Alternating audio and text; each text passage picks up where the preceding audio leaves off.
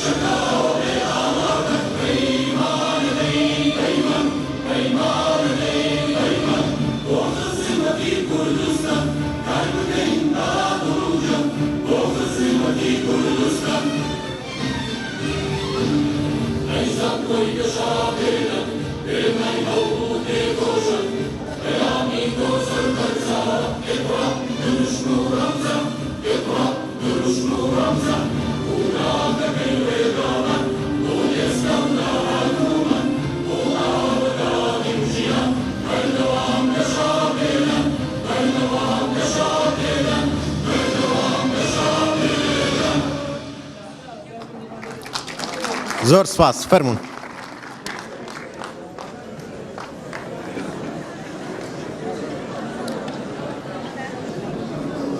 ئامادەبوانی خۆشەویست باشترین شتێک کە بیکەینە دەستپێکی ئەم مەراسیمەمان خوێندنی چەند ئایەتێکە لە قورئانی پیرۆز لەلایەن بەڕێز مامۆستا عەبدوڵڵا مامۆستا لە کۆلێجی زمان بە بفەرمێ. أعوذ بالله من الشيطان الرجيم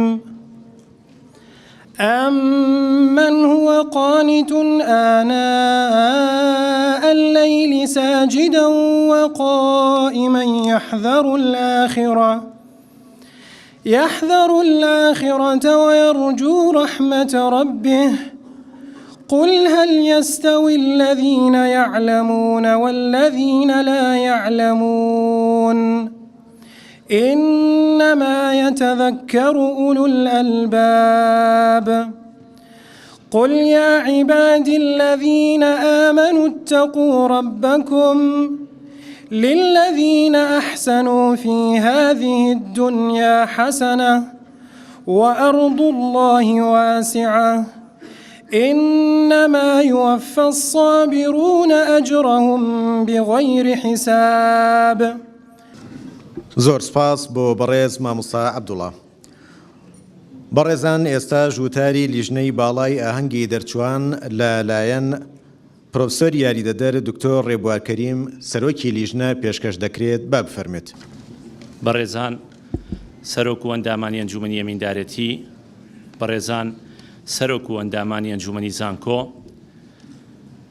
ئازیزان مامۆستایان و خوێندکارە دەرچووەکان، بە ناوی لیژنەی باڵای ڕێوڕەسمی شەشەمین خولی دەرچوانەوە بە خێراتنێکی گەرمی ئێوەی بەڕێزەکەین بۆ ئەم ڕێوڕەسمە. ئەمڕۆ خۆمان بەسەربەست دەزانین کە پۆلێکی نوێ لە دەستەگوڵی زانکۆکەمان پێشکەشی کۆمەڵی کوردستانی دەکەین لە چەندین بواری گرنگدا. زۆر دڵنیاین ئێوەی بەڕێزیش دەتوانن نمونەیەکی پێگەیشتووی تێگەیشتوو بن بۆ خزمەتکردنی ڕاستەقینەی میلەتەکەمان. دەزانین ئەگەر هەلی گونجاوتان بۆ بڕەخسێت ئامادەن بۆ ئەوەی بە باشترین شێوە زانستەکەتان لە بوارە سەرەکیەکانی ژیانی گشتی لە کوردستانە بخەنەگەڕ. وەک ئاشکرایە لای بەڕێستان ئێستا کوردستان لە هەموو کات زیاتر پێویستی بە ڕۆڵبینینی زیاتری زانا و داناکان هەیە. لەمڕۆ بە پێویستی دەزانین دامەزراوەکانی کوردستان دەرگاکانیان بەڕووی ئەوانە داواڵا بکەن کە هاوشێوەی ئێوەی بەڕێز هەڵگری زانستێکی وەهان کە دەتوانن لە ڕێەوە گۆڕانکاری نەوعی ئەنجام بدەن. جێی شانازیە کە زانکۆکەمان لە هەموو شوێنێک بە نمونەی کەسانی زانست فێربوو ناوزەت دەکرێت و هەمووتان جێدەستی خۆتان نەخشاندووە. دڵنیاشین ئەم پۆلە دەرچووە نوێیەش بە باشترین شێوە و بە پشتبەست بە بەرەو پێشچوونەکانی سەردەم ئامادەسازن بۆ ڕۆڵبینینی ڕاستەقینە لە کوردستاندا. ئەمەش دەگەڕێتەوە بۆ ئەو پرەنسیپە سەرەکیەی کە زانکۆکەمان زانکۆی گەشەپێدانی مرۆیی هەر لە سەرەتاوە باوەڕی پێێتی کە ئەویش پرەنسیپی فێربوونە نەک تەنها دەرچوون. هەر شاد و سەربەرز و سەرکەوتوو بن.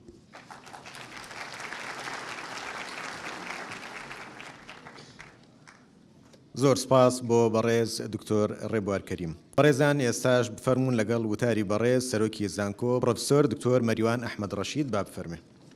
بە ناوی خوای بەخشندەی میهرەبان، بەڕێزان ئامادەبوانی ڕێوڕەسمی شەشەمین خولی دەرچوانی زانکۆ، ئازیزان قوتابیان و خوێندکاران، سەرەتا خۆشحاڵم بە ناوی خۆم و بەڕێزان ئەندامانی ئەنجومەنی زانکۆ گەرمترین پیرۆزبایی ئاراستەی ئێوەی ئازیز بکەم کە بە توانای خۆتان و بە هاوکاری کە سوکاتان و مامۆستایانی دڵسۆز و سەرجەم ستافی زانکۆ توانیوتانە کە سوپاس بۆ خوا بگەنە ئەم ڕۆژە و 4 ساڵی زانکۆتان بە سەرکەوتووی تەواو کرد.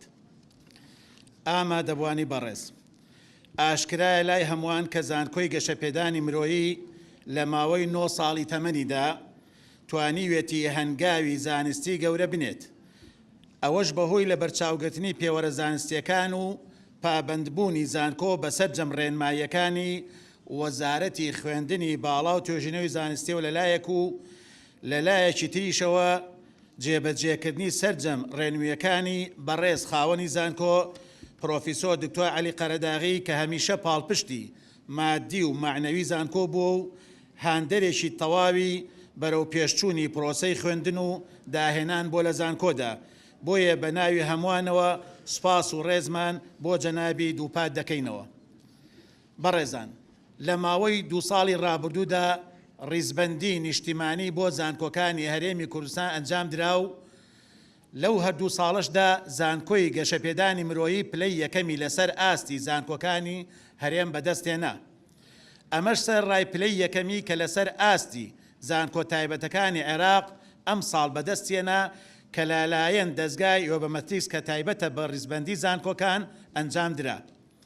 هەموو ئەمانش بەهۆی ئەو هەوڵە چڕوپڕە زانستیە کە ستافی سەرۆکایەتی زانکۆ و مامۆستایان و فەرمانبەران و خوێندکارانی ئازیز گرتویانەتە بەر. لە ڕاستیدا گەیشتن بە پلەی یەکەم لەسەر ئاستی زانکۆکانی هەرێم کارێکی ئاسان نەبوو. بەڵام ئەو ئامادەیە زانستی هەمووان وای کرد بگەینە ئەو ئاستە ئێستاش پاراستنی ئەو پلەی یەکەمێ بۆ ئەم ساڵ و ساڵانی داهاتوو ئامانجی سەرەکی زانکۆمانە.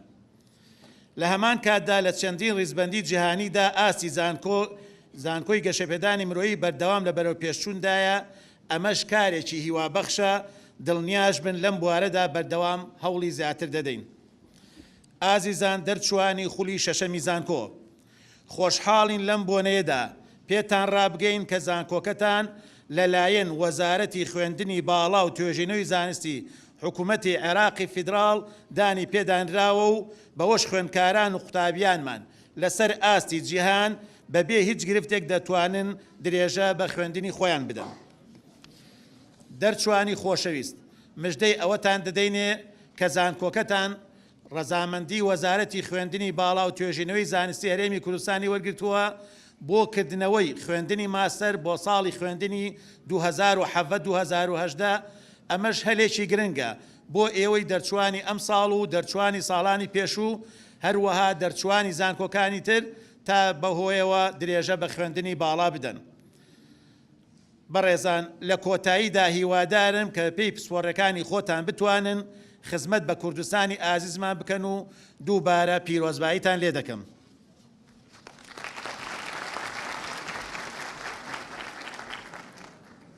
زۆر سپاس بۆ بەڕێز پرۆفسۆر دکتۆر مەریوان ئەحمەد ڕەشید سەرۆکی زانکۆ. بەڕێزان، ئێستاش سوێند خواردنی دەرچوان لەلایەن پرۆفسۆری یاریدەدەر دکتۆر هیوا ئەبوبەکر یاریدەدەری سەرۆکی زانکۆ بۆ کاروباری کارگەڕی و دارایی پێشکەش دەکرێت. با بفەرمێت. سوێن دەخۆم بەخوای گەورە، دڵسۆز بم بۆ کوردستان، ئەمەکدار بم لە کار و پیشەمدا، لە پێناو بەدیهێنانی ئامانجی گەلەکەم، کار بکەم بۆ پێشخستنی وڵاتەکەم. سپاس فرمودانیشم. بەڕێزان، ئێستاش مەراسیمی داواکاری پێشکەشکردنی بڕوانامەی دەرچوون دەست پێ دەکات. سەرەتا پرۆفسەر یاریدەدەر دکتۆر کەنعان حەمەغەریب کۆلێجی یاسا و ڕامیاری با بفەرمێت. خوێندکاران دەرچوانی بەشی یاسا تکایە هەڵسن.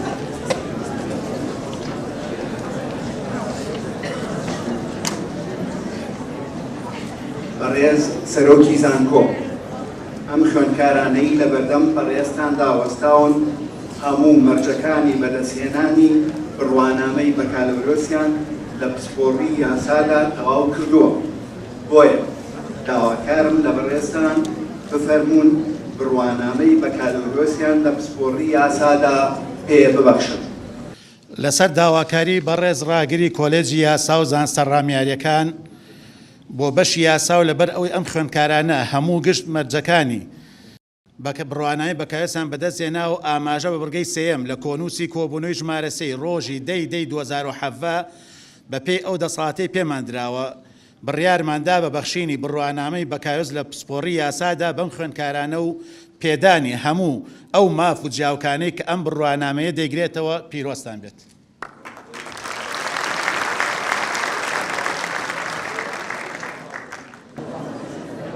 بەڕێز پرۆفسۆر یاریدەدەر دکتۆر نورەدین ناسەح کۆلێجی زانست و تەکنۆلۆژیا، خوێندکارانی بەشی زانستی کۆمپیوتەر هەستن سەر پێزەخمەت.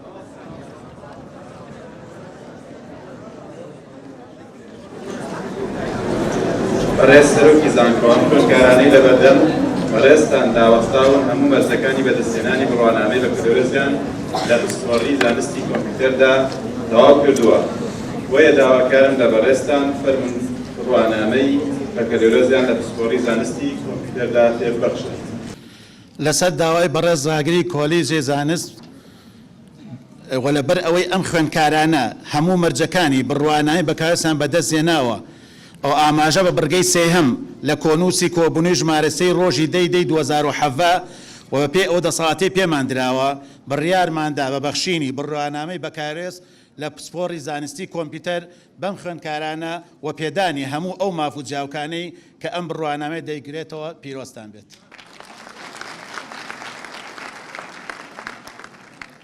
بەڕێز سەرۆکی زانکۆ، ئەم خوێندکارانەی لە بەردەم بەڕێزتان داوەستاون هەموو مەرجەکانی بەدەستێنانی بڕوانامەی بە کەلۆرۆزیان بەدەستێناوە لە پسپۆڕی ئایتیدا وەیە داواکارم لە بەڕێزتان بفەرمون بڕوانامەی بە کەلۆرۆزیان پێ بەخشن لە زانستی ئایتیدا.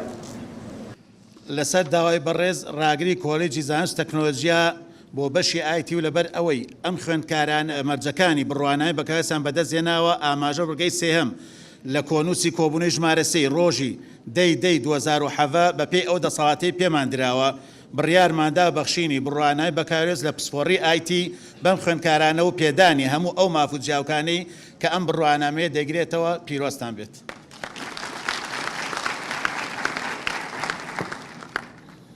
بەڕێز پرۆفسەر یەکگرتووە دکتۆر ڕەوفکەریم ڕاگری کۆلێجی زمان تاپەکەت.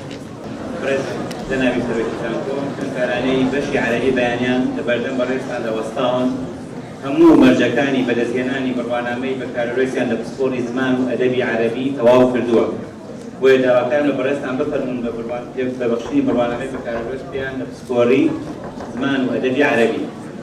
لەبەر ئەوەی ئەم خوێندکارانە هەموو مەرجەکانی بڕوانامەی بەکارستان بەدەستێناوە ئاماژە بە بڕگەی سێهەم لە کۆنووسی کۆبوونەوەی ژمارە 3 ڕۆژی 2007 بەپێی ئەو دەسەڵاتی پێماندراوە بڕیارماندا بە بەخشینی بڕوانامەی بەکارێز لە پسپۆڕی زمان و ئەدەبی عەرەبی بۆ ئەم خوێندکارانە و پێدانی هەموو ئەو مافوت جیاوکانەی ئەم بڕوانامەی دەگرێتەوە پیرۆستان بێت. بەڕێز سەرۆکی زانکۆ ئەم خوێندکارانەی لە بەردەم بەڕێزتان داوەستاون هەموو مەرجەکانی بەدەستهێنانی بڕوانامەی بەکارهێنان لە پسپۆڕی زمان و ئەدەبی ئینگلیزی تەواو کردووە. بۆیە داواکارم لە بەڕێزتان بفەرمون بە بەخشینی بڕوانامەی بەکارهێنان لە پسپۆڕی زمان و ئەدەبی ئینگلیزی. لەسەر داوای بەڕێز ڕاگری کۆلێجی زمان و لەبەر ئەوەی ئەم خوێندکارانە هەموو مەرجەکانی بڕوانامەی بەکارهێنان بەدەستهێناوە ئاماژە بە بڕگەی سێهەم لە کۆنووسی کۆبوونەوەی ژمارە 3 ڕۆژی 2007 بەپێی ئەو دەسەڵاتی پێماندراوە بڕیارماندا بە بەخشینی بڕوانای بەکارێز لە پسپۆڕی زمان و ئەدەبی ئینگلیزی بەم خوێندکارانە و پێدانی هەموو ئەو مافوت جیاوکانەی ئەم بڕوانامەیە دەیگرێتەوە پیرۆستان بێت. بەڕێز پرۆفسەر یەکگرتووە دکتۆر محسێن ڕاگری کۆلێجی کاریگەری و ئاگری بابخەکەت. ئەم خوێندکارانەی لە بەردەم بەڕێزتان داوەستاون هەموو مەرجەکانی بەدەستهێنانی بڕوانامەی بەکارهێنان لە پسپۆڕی زانستی دارایی بانک تەواو کردووە. بۆیە داواکارم لە بەڕێزتان بفەرمون بڕوانامەی بەکارهێنان لە پسپۆڕی زانستی دارایی بانک بێبڕۆ. لەسەر داواکاری بەڕێز ڕاگری کۆلێجی کاژێڕی و ئابووری و لەبەر ئەوەی ئەم خوێندکارانە هەموو مەرجەکانی بڕوانامەی بەکارهێنان بەدەستهێناوە و ئاماژە بڕگەی سێم لە کۆنووسی کۆبوونەوەی ژمارە 3 ڕۆژی 2007 و بەپێی ئەو دەسەڵاتی پێماندراوە بڕیارماندا بەخشینی بڕوانای بەکالۆریۆس لە پسپۆڕی زانستی دارایی و بانک بەم خوێندکارانە و پێدانی هەموو ئەو مافوت جیاوکانەی کە ئەم بڕوانامە دەیگرێتەوە پیرۆستان بێت.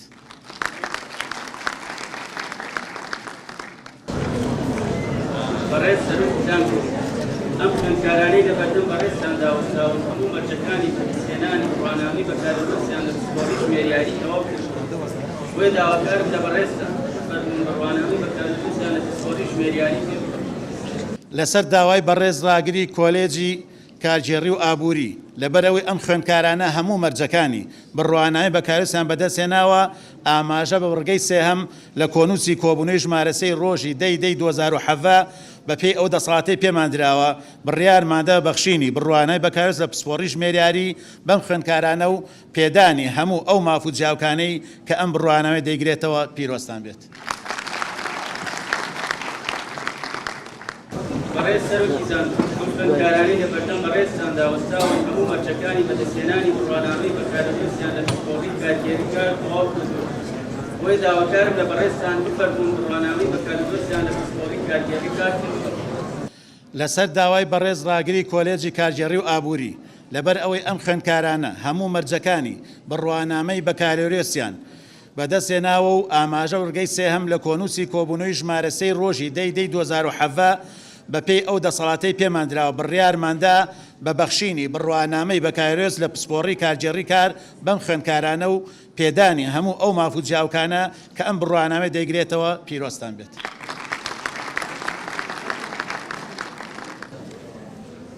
بەڕێزان ئێستا وڵمەکی سەرتان لە چەپەوە بەرن بۆ ڕاست بەڕێزان ئێستایەوە بە شێوەیەکی فەرمی دەرچوو زانکۆی گەشەپێدانی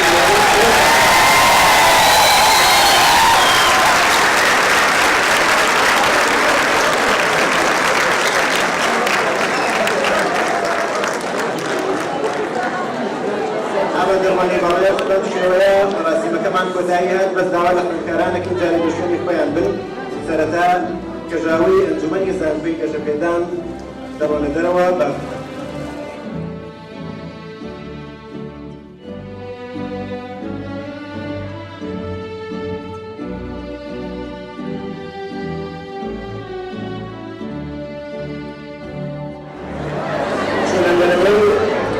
کەژاوی مامۆستایانی زانکۆ بەردە